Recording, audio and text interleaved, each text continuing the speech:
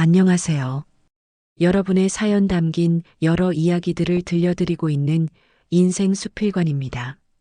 오늘 들려드릴 이야기는 제 이름으로 처음 10층짜리 상가가 올라가던 날, 시어머니가 직접 달인 보약을 건네며 아무도 주지 말고 너 혼자만 먹으렴이라고 말했던 순간부터 시작됩니다. 그 말 한마디가 축하인지 선택인지 알 수 없었던 저는 그날 밤 제 인생이 축하와 경계 사이에서 갈라지는 소리를 들었습니다. 그리고 단 10분 만에 가족이라는 울타리가 얼마나 얇은지 깨닫게 되었죠. 이 이야기는 누군가에게서 제보받아 정리한 아주 평범했던 하루가 어떻게 비극의 문턱으로 바뀌었는지를 기록한 이야기입니다. 저는 수도권 외곽의 오래된 아파트 단지에서 살고 있는 쉰둘의 여성입니다. 이름은 김정순이고 평생 남의 집 부엌과 시장통을 오가며 살림으로 살아온 사람입니다. 사람들은 저를 성실한 며느리, 무던한 아내라고 불렀고 저 역시 그 말에 토를 달지 않았습니다. 괜히 말 섞어 분란 만드는 것보다 묵묵히 제 몫을 다하는 게 집안을 편하게 한다고 믿었기 때문입니다. 이 이야기는 제 지인이 이런 집안에서 어떻게 버텼는지 모르겠다며 제게 소개해달라고 부탁해 쓰게 된 사연입니다. 여러분은 이런 시어머니 어떨 것 같나요? 또 여러분이라면 이런 며느리의 선택을 어떻게 보실까요? 마지막 반전까지 숨막히는 이야기를 끝까지 들어보세요. 구독과 좋아요, 알림 설정은 영상 제작에 큰 힘이 됩니다. 자, 그럼 오늘의 사연 함께 들어보시죠. 제가 살던 동네는 80년대에 지어진 상가와 주택이 뒤섞인 곳이었습니다.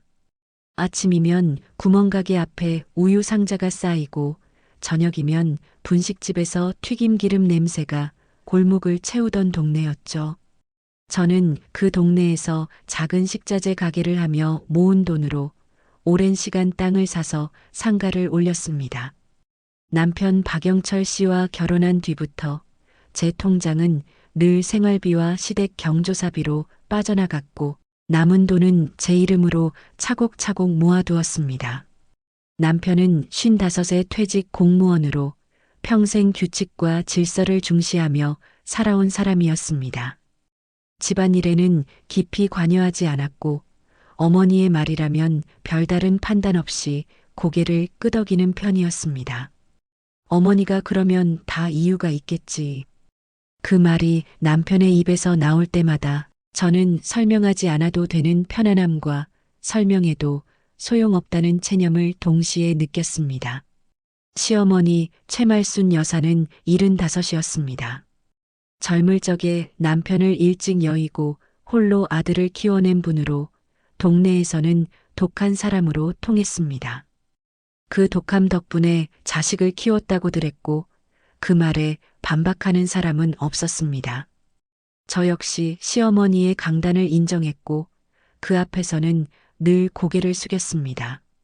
상가 준공식이 있던 날은 가을볕이 유난히 따뜻했습니다. 현수막에는 제 이름이 적혀 있었고 시공사 직원이 제게 축하 인사를 건넸습니다.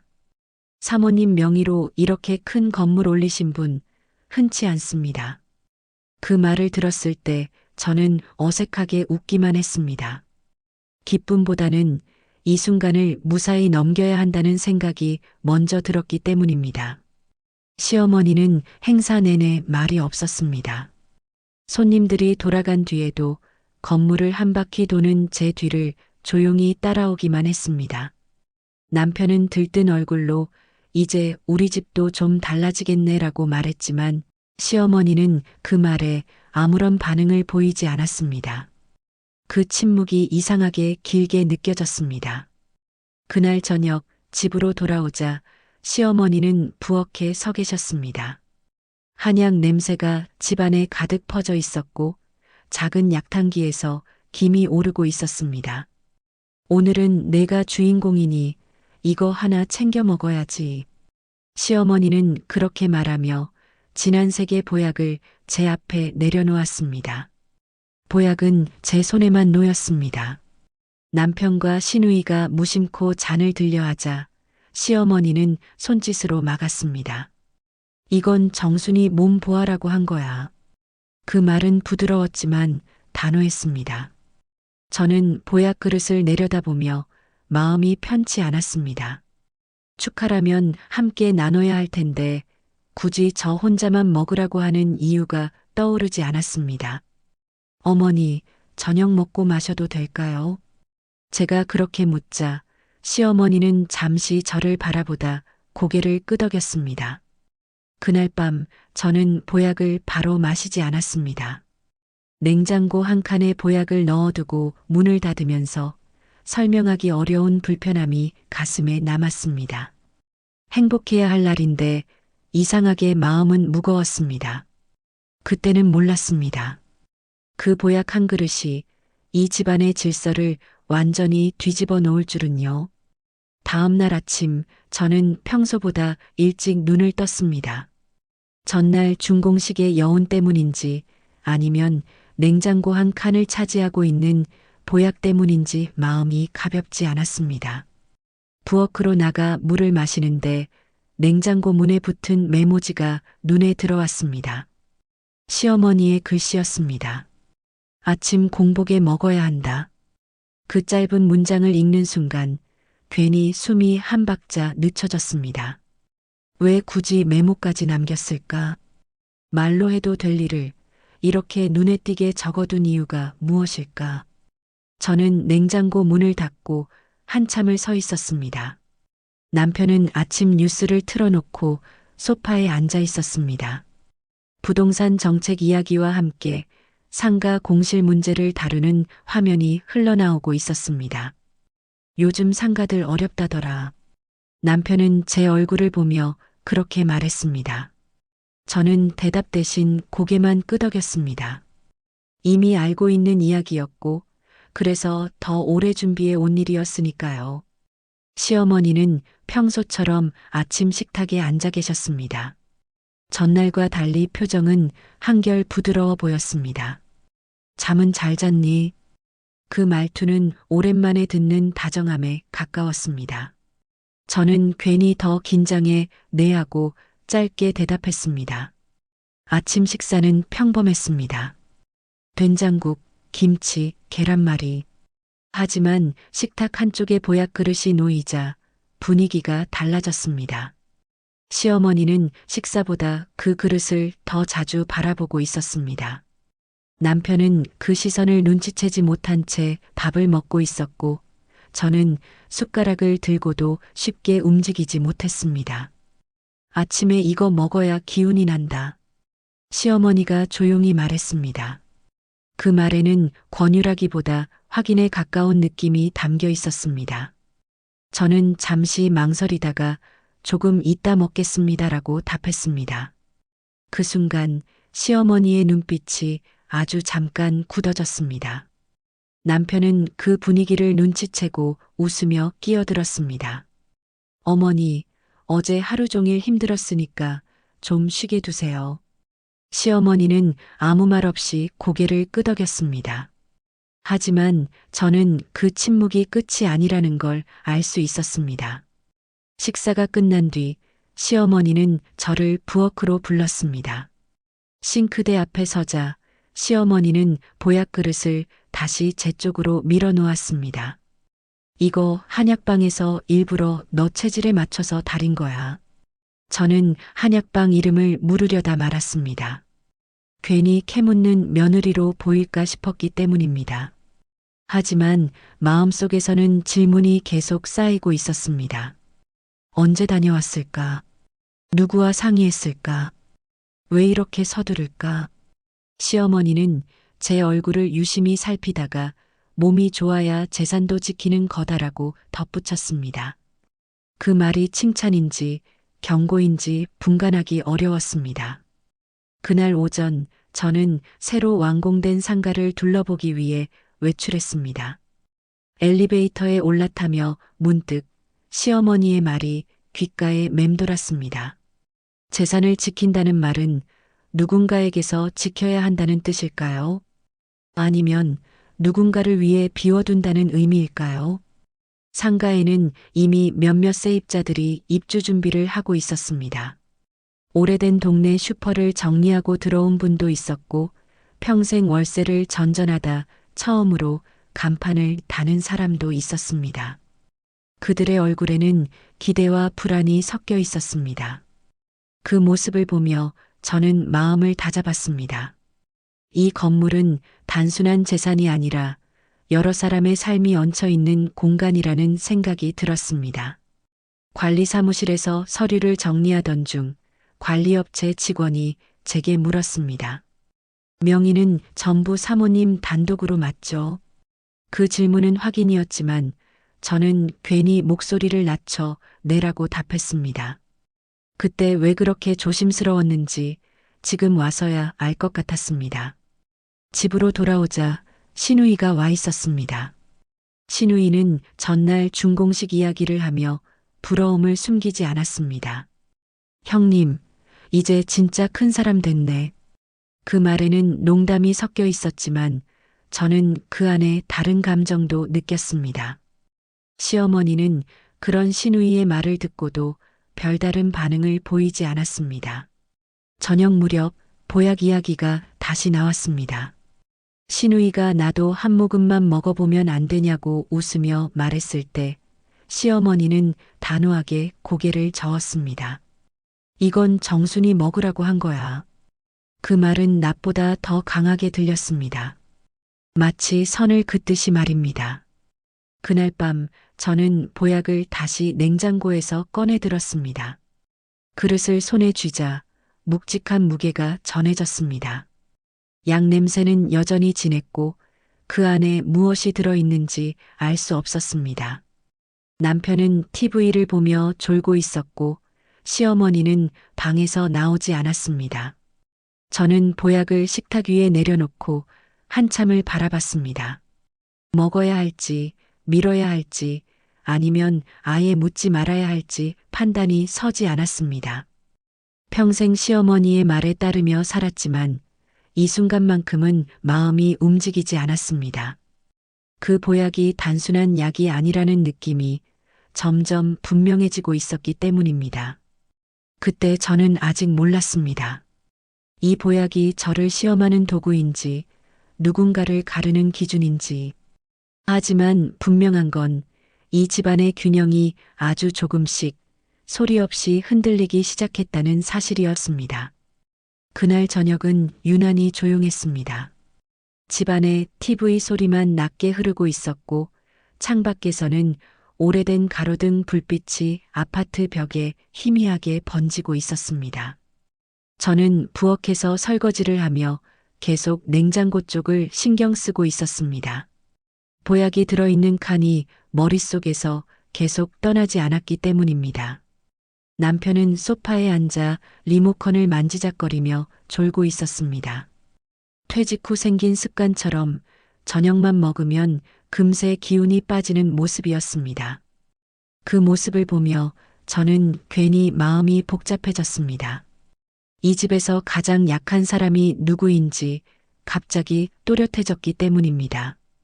잠시 후 시어머니 방문이 열리는 소리가 들렸습니다. 천천히 아주 조심스럽게 문을 여는 소리였습니다. 시어머니는 평소보다 단정한 옷차림으로 거실로 나왔습니다. 마치 중요한 일을 앞둔 사람처럼 표정이 굳어 있었습니다. 정순아, 시어머니가 저를 불렀습니다. 저는 설거지하던 손을 멈추고 고개를 돌렸습니다. 이제 그거 먹어야지. 시어머니의 시선은 정확히 냉장고 쪽을 향해 있었습니다. 저는 잠시 말을 고르다가 조금 있다가 먹으려고요라고 답했습니다. 그 말이 끝나자 시어머니는 아무 말 없이 식탁 의자를 끌어당겨 앉았습니다. 그 행동 자체가 기다리겠다는 뜻처럼 느껴졌습니다. 저는 더 미룰 수 없다는 압박을 느꼈습니다. 냉장고 문을 열자 차가운 공기가 얼굴에 닿았습니다. 보약 그릇을 꺼내드는 순간 손끝에 전해지는 묵직함이 유난히 크게 느껴졌습니다. 왜 이렇게 무겁지? 저도 모르게 그런 생각이 들었습니다. 약 때문인지 아니면 그 약에 얹힌 의미 때문인지 알 수 없었습니다. 식탁 위에 보약을 내려놓자 시어머니의 시선이 거기 고정되었습니다. 남편은 그제야 상황을 알아차리고 고개를 들었습니다. 뭐야, 그게 어제 말한 보약이야? 남편의 목소리는 아무 생각이 없어 보였습니다. 그래. 시어머니가 짧게 대답했습니다. 그리고는 남편 쪽을 보지 않고 말을 이었습니다. 이건 정순이 먹으라고 한 거다. 그 말은 다시 한번 경계를 긋는 선언처럼 들렸습니다. 남편은 잠시 어색하게 웃더니 제 쪽을 바라봤습니다. 당신 그냥 먹어. 그 말은 배려였지만 동시에 상황을 가볍게 넘기려는 태도이기도 했습니다. 저는 보약 그릇을 바라보다가 남편의 얼굴을 한 번 더 봤습니다. 그 얼굴에는 아무런 의심도 경계도 없었습니다. 그때 제 마음속에서 아주 작은 소리가 났습니다. 이대로 먹어도 되는 걸까? 아니, 더 정확히 말하면 이대로 내가 먹는 게 맞을까라는 생각이었습니다. 그 질문은 곧 다른 질문으로 바뀌었습니다. 만약 이게 문제가 있다면 그 대상은 누구일까?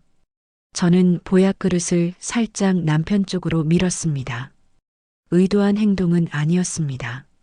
몸이 먼저 움직인 쪽에 가까웠습니다.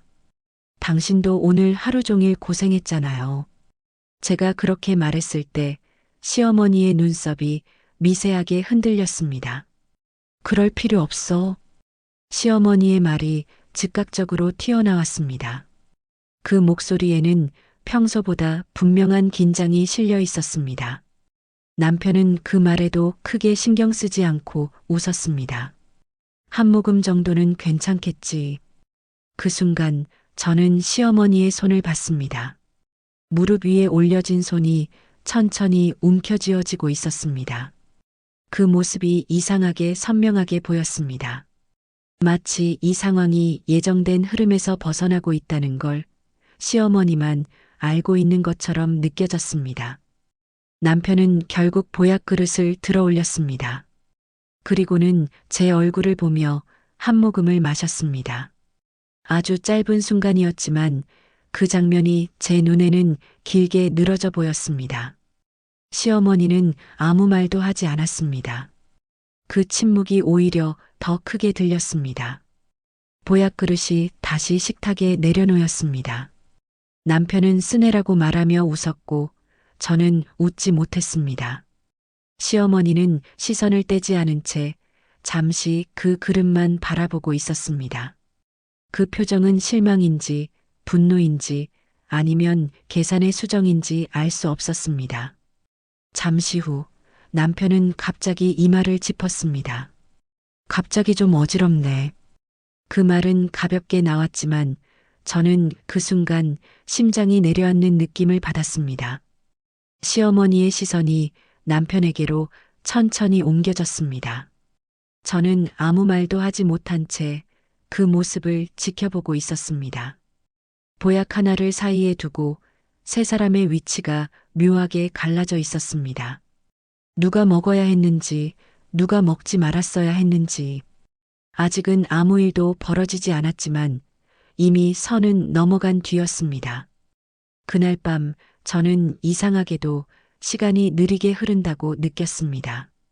시계 초침 소리가 유난히 크게 들렸고 집안의 공기가 점점 무거워졌습니다. 그 보약이 어떤 결과를 가져올지 그때는 아직 알지 못했습니다.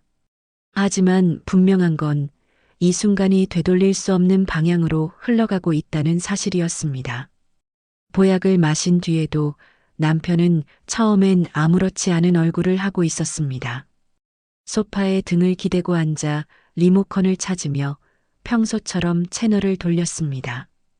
저는 식탁에 남아있는 보약 그릇을 치우지 못한 채 서 있었습니다.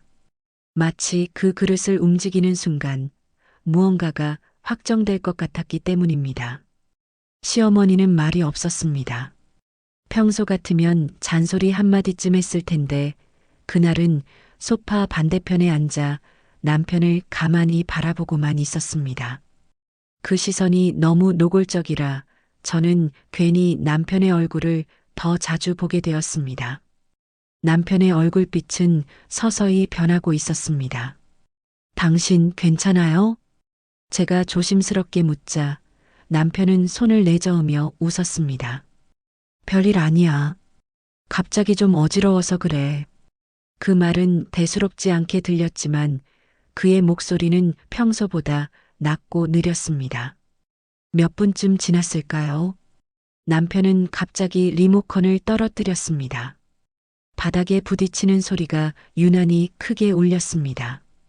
그 순간 시어머니의 시선이 제 얼굴로 옮겨왔습니다.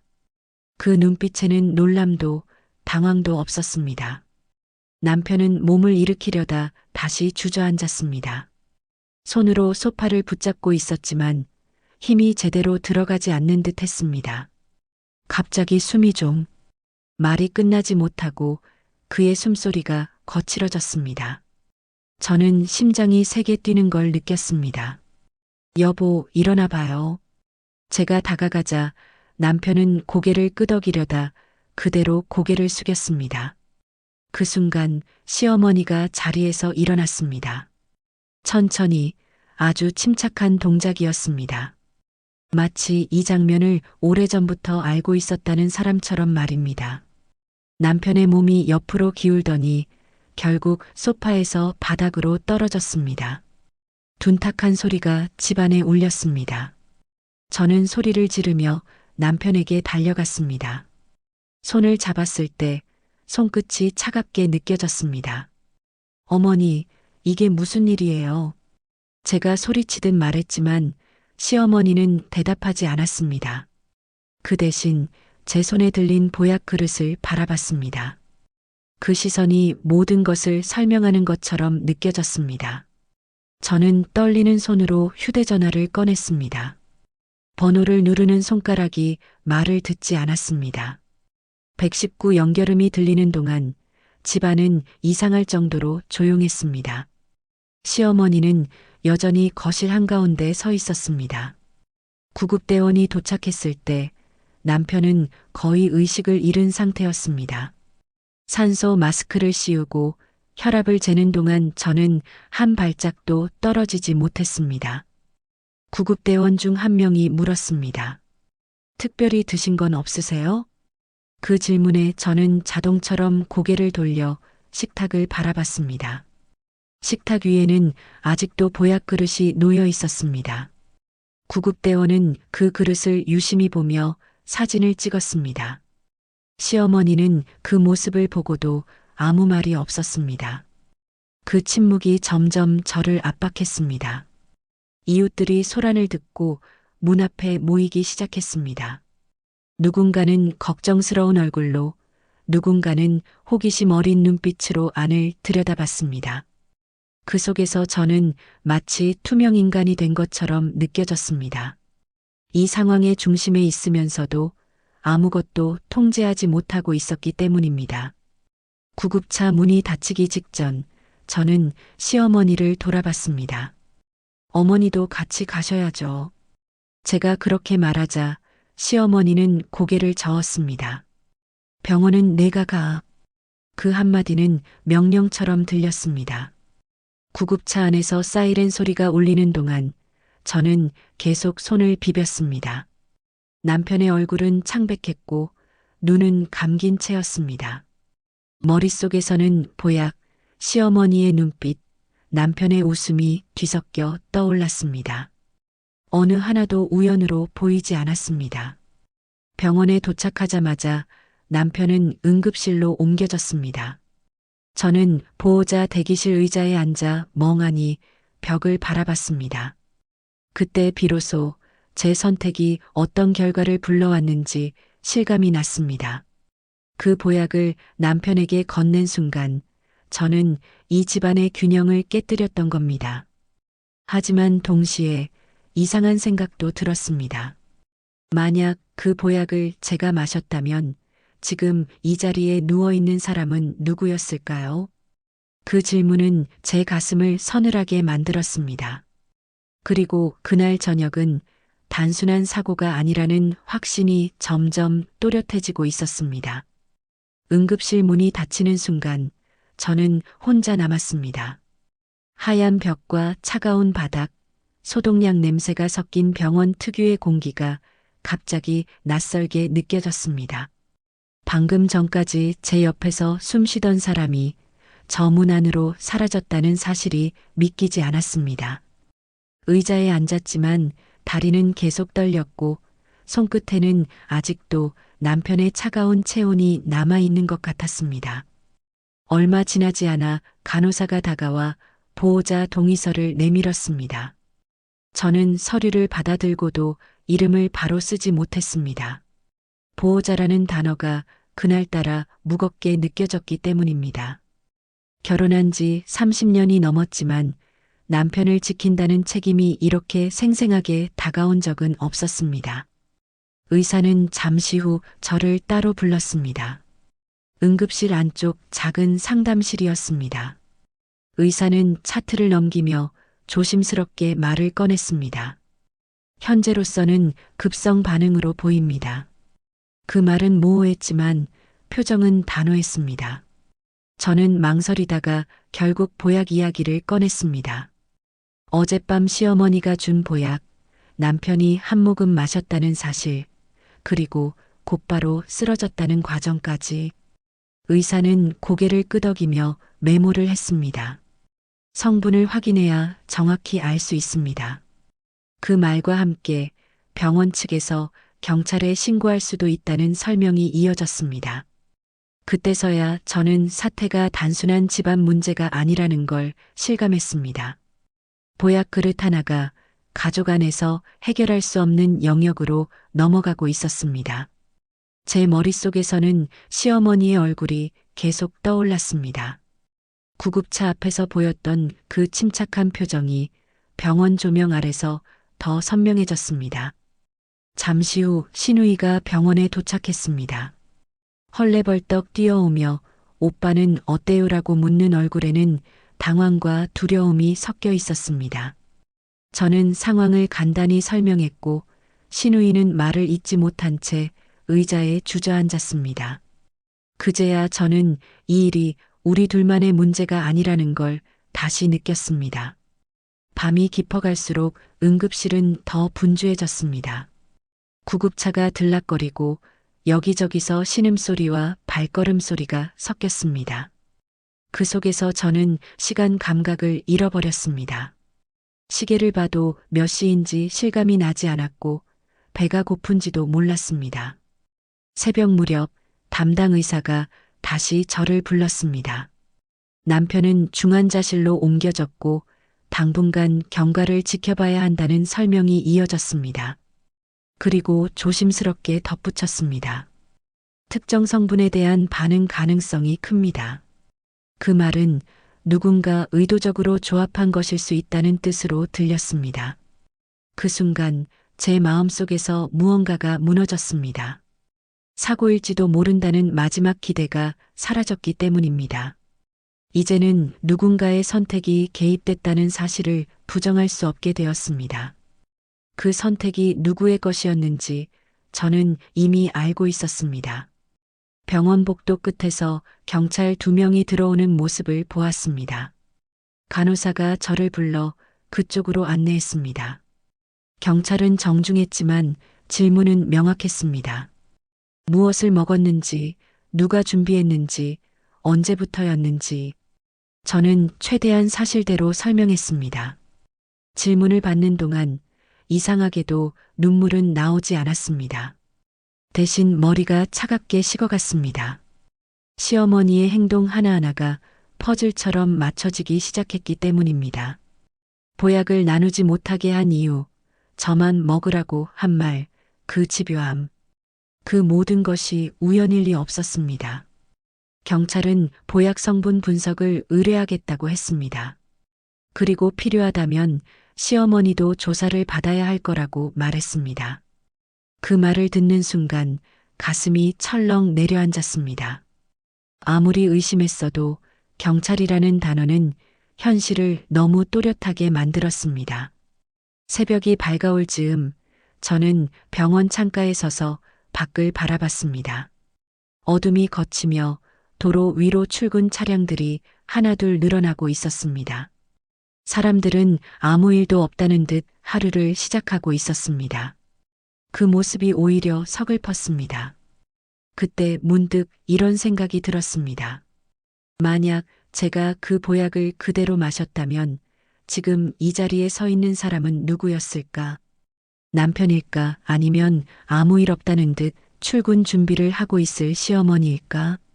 그 질문은 답을 요구하지 않았지만 제 마음을 깊이 파고들었습니다. 중환자실 앞에서 저는 유리 너머로 남편을 바라봤습니다. 기계 소리에 둘러싸인 채 누워있는 모습이 낯설었습니다. 그 얼굴을 보며 저는 처음으로 분명하게 깨달았습니다. 이 집안에서 누군가는 반드시 선택받고 누군가는 버려진다는 사실을요. 그리고 그 선택이 이제 막 드러나기 시작했다는 것도요. 중환자실 앞에서 밤을 꼬박 새운 뒤 저는 병원 로비의 플라스틱 의자에 앉아 있었습니다. 창밖으로 아침 햇살이 들어오는데도 몸은 여전히 밤에 머물러 있는 느낌이었습니다. 눈을 붙이지 못한 채 머릿속에서는 같은 장면이 계속 반복되었습니다. 보약 그릇이 식탁 가운데 놓이던 순간 시어머니의 손, 남편의 웃음, 그 모든 것이 우연이 아니라는 확신만 점점 또렷해졌습니다. 아침 회진 시간이 되어 담당 의사가 다시 저를 찾았습니다. 남편의 상태는 여전히 위중했지만 생명에는 당장 지장이 없다는 말이 먼저 나왔습니다. 그 말에 저는 잠시 숨을 돌렸습니다.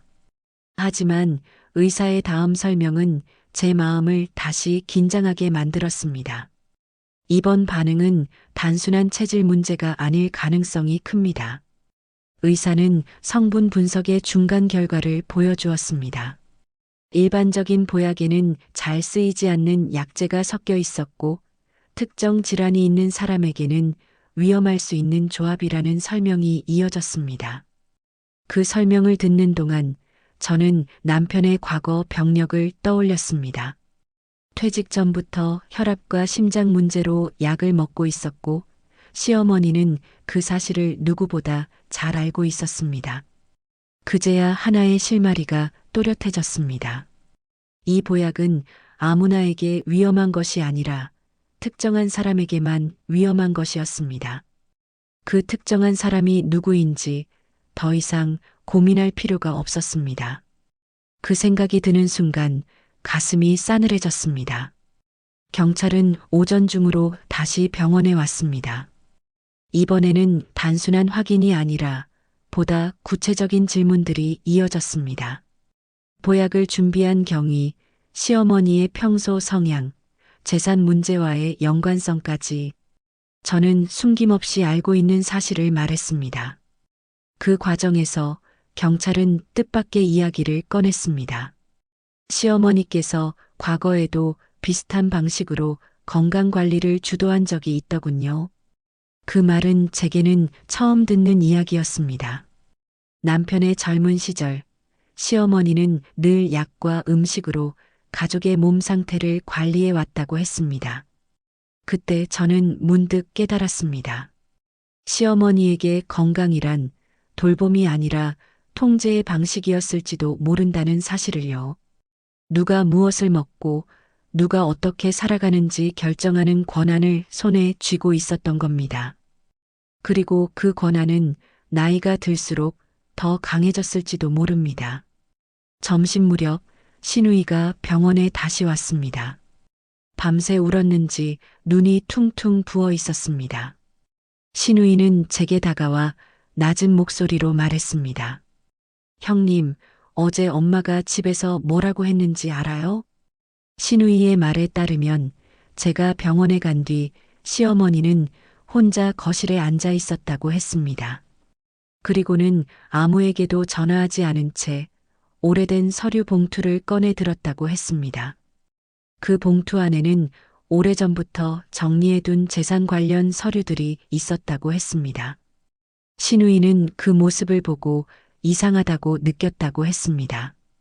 그 이야기를 듣는 순간 머릿속 퍼즐이 빠르게 맞춰졌습니다. 상가 건물, 단독 명예, 보약, 그리고 남편의 병력.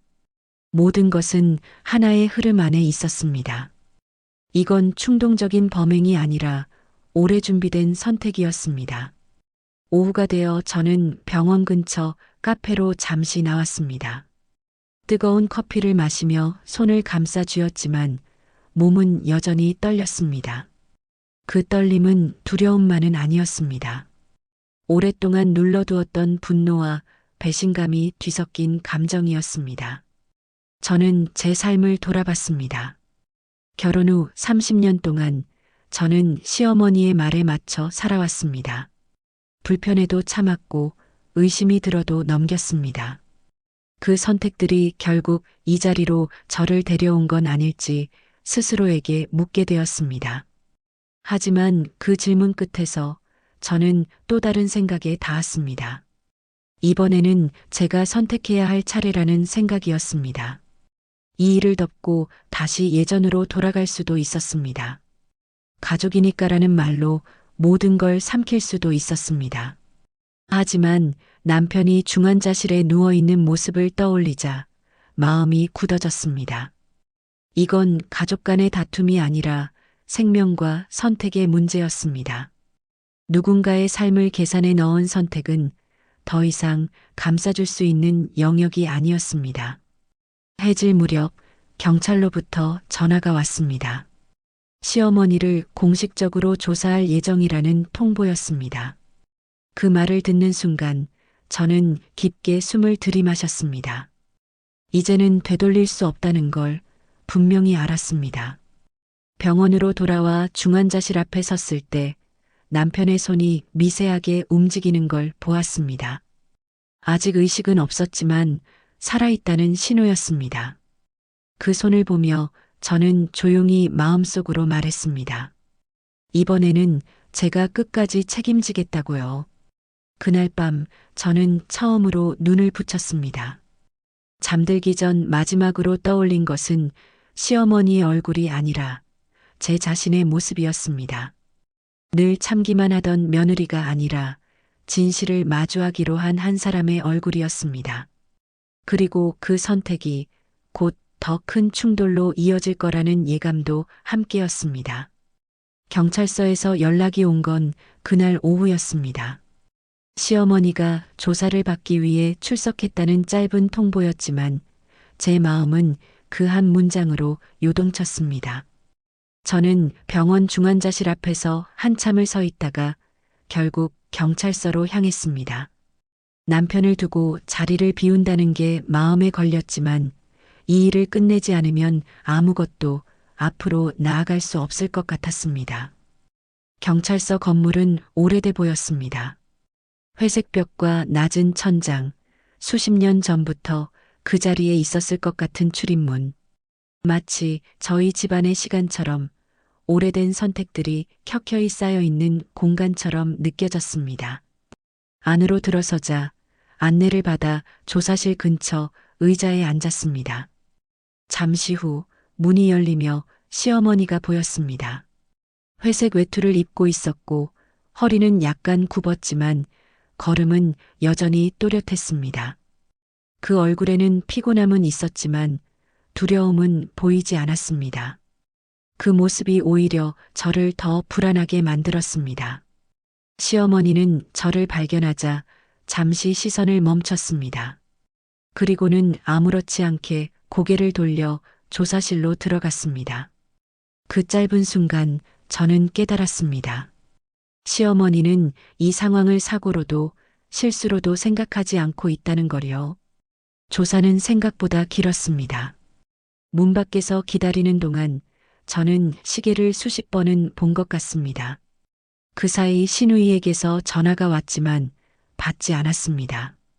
지금은 누구의 말도 들을 준비가 되어 있지 않았기 때문입니다. 문이 다시 열리고 경찰이 저를 불렀습니다. 조사실 안에는 시어머니와 담당 형사가 앉아 있었습니다. 저는 시어머니 맞은편 의자에 앉았습니다. 이렇게 마주 앉은 건 그날이 처음이었습니다. 형사는 차분하게 사실관계를 확인했습니다. 보약을 누가 준비했는지, 누구에게 먹이려 했는지, 그 의도가 무엇이었는지, 저는 이미 여러 번 했던 이야기를 다시 했습니다. 시어머니는 제 말을 듣는 동안 고개를 숙인 채 아무 말도 하지 않았습니다. 그러다 형사가 질문을 던졌습니다.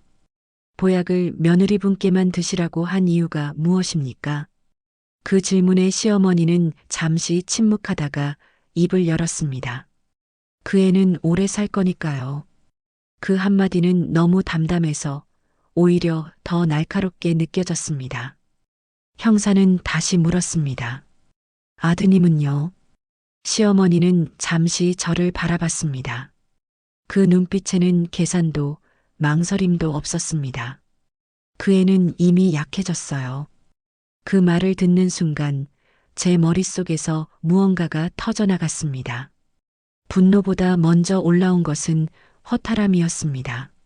한 사람의 인생이 어머니의 판단으로 그렇게 단정 지어질 수 있다는 사실이 믿기지 않았습니다.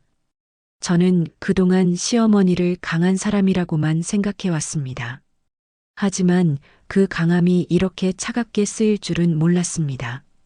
형사는 추가 질문을 이어갔습니다. 재산 문제, 상가 명예, 향후 계획까지. 시어머니는 더 이상 숨기지 않는 듯 보였습니다. 집안 재산은 살아있는 사람이 관리해야 합니다. 그 말은 원칙처럼 들렸습니다. 저는 그제야 모든 퍼즐이 완성되는 걸 느꼈습니다. 보약은 살리기 위한 약이 아니라 가려내기 위한 도구였습니다. 시어머니는 가족을 지키려 한 게 아니라 가문을 정리하려 했던 겁니다. 누가 남고 누가 사라질지를 스스로 결정하려 했던 겁니다.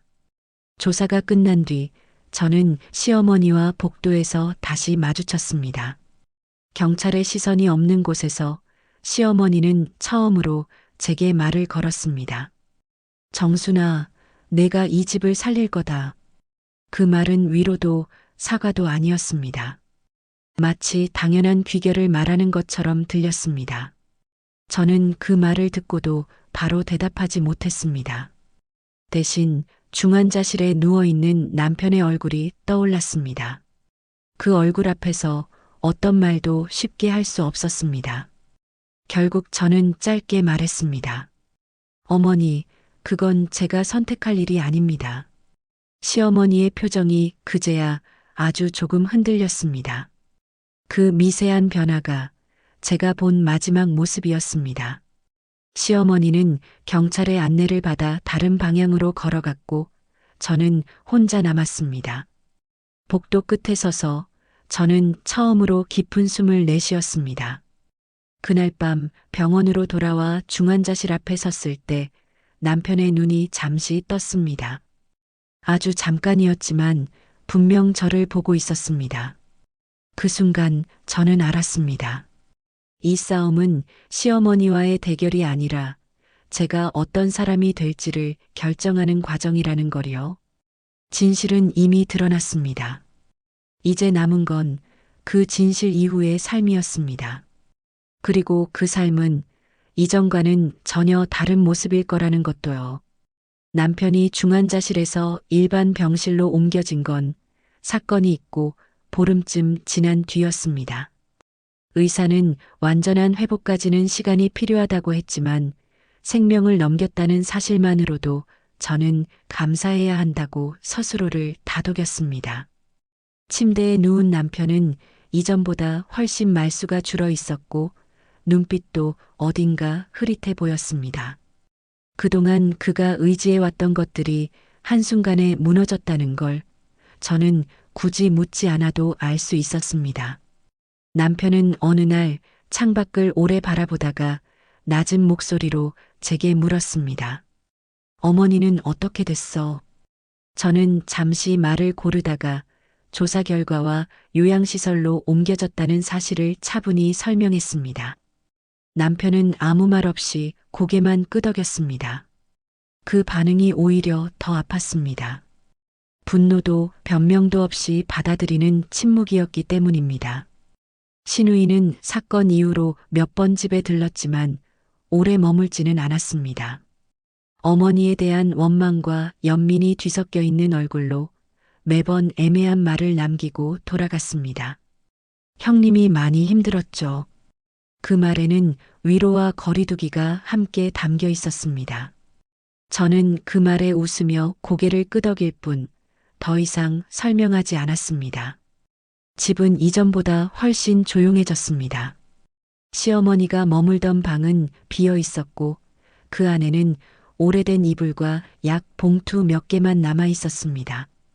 그 방 문을 닫을 때마다 한 시대가 끝났다는 느낌이 들었습니다. 누군가의 통제 아래 움직이던 시간도 함께 닫히는 것 같았습니다. 상가 건물은 계획대로 운영되기 시작했습니다.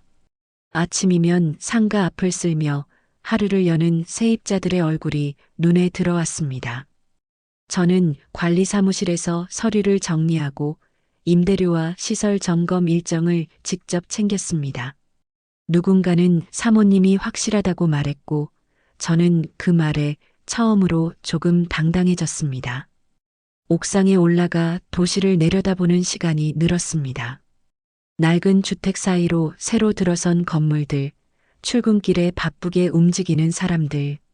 그 풍경을 보며 저는 생각했습니다. 이 건물은 축하의 상징이 아니라 제 삶의 책임이라는 것을요. 그리고 그 책임은 이제 누구의 허락도 필요 없다는 사실을요. 남편은 재활 치료를 받으며 조금씩 일상을 회복해 갔습니다. 하지만 이전처럼 모든 결정을 미루거나 누군가의 말에 기대지는 않았습니다. 어느 날은 제게 이렇게 말했습니다. 당신이 그때 그렇게 하지 않았으면 나 지금 여기 없었을 거야. 그 말은 고마움이었지만 동시에 오래 남을 상처이기도 했습니다. 저는 남편에게 말하지 않았습니다. 그 순간 제가 느꼈던 공포와 선택의 무게를요. 다만 앞으로는 함께 결정하고 함께 책임지자고만 말했습니다. 그것이 이 사건 이후 제가 세운 유일한 원칙이었습니다. 시간이 흐르면서 시어머니에 대한 소문도 조금씩 잦아들었습니다. 동네 사람들은 각자 다른 이야기를 했고 저는 더 이상 바로잡지 않았습니다. 진실은 법과 기록 속에 남아 있었고 제 마음속에는 이미 정리가 끝난 상태였습니다. 모든 사람에게 이해받을 필요는 없다는 걸 이번 일을 통해 배웠습니다. 어느 날 상가 준공식 때 찍었던 사진을 다시 보게 되었습니다. 그날에 저는 웃고 있었지만 눈은 어딘가 불안해 보였습니다. 사진을 덮으며 저는 조용히 중얼거렸습니다. 그래도 잘 살아남았다. 그 말은 위로이자 다짐이었습니다. 이 이야기를 이렇게 정리해 전하는 이유는 누군가를 비난하기 위해서가 아닙니다. 가족이라는 이름 아래에서도 지켜야 할 선이 있다는 걸 말하고 싶었기 때문입니다. 그리고 그 선을 넘는 순간 침묵이 아니라 선택이 필요하다는 것도요. 지금 저는 여전히 같은 집에 살고 같은 동네를 오가며 하루를 보냅니다. 다만 예전과 다른 점이 있다면 제 삶의 주인이 누구인지 분명히 알고 있다는 것입니다. 누군가의 결정에 맡겨진 며느리가 아니라 제 선택으로 살아가는 한 사람으로요. 오늘 들려드린 이 이야기를 듣고 여러분은 어떻게 생각하시나요? 가족이라는 이유로 감내해야 했던 순간들이 떠오르시나요? 아니면 이제라도 바꿔야겠다고 마음먹게 되셨나요? 이 이야기가 누군가에게는 용기가 되기를 바라며 저는 여기까지 제 기록을 마치겠습니다.